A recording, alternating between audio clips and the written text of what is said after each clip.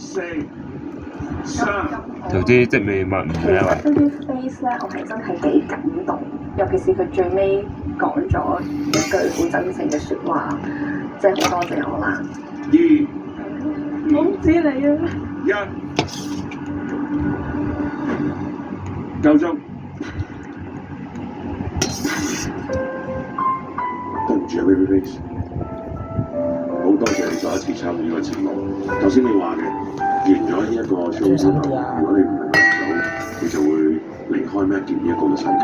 開頭唔會再騷擾佢，亦都會轉換你嘅新嘅目標、新嘅對象，係咪？我的確會轉換新嘅未來對象，係做翻自己能做嘅事情。Maggie，有啲咩想同阿黃生講？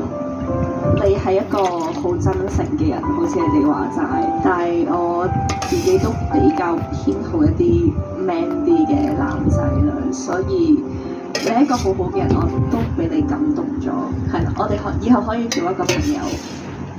多謝你鼓勵。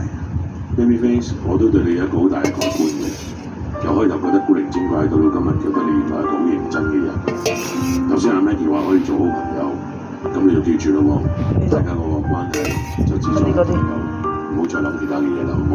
而家有條拉喺度。好陰功啊！唔好意思啦，我要請你走啦。加油啊！我會加油，拜拜。我哋係朋友啊！好遺憾啦。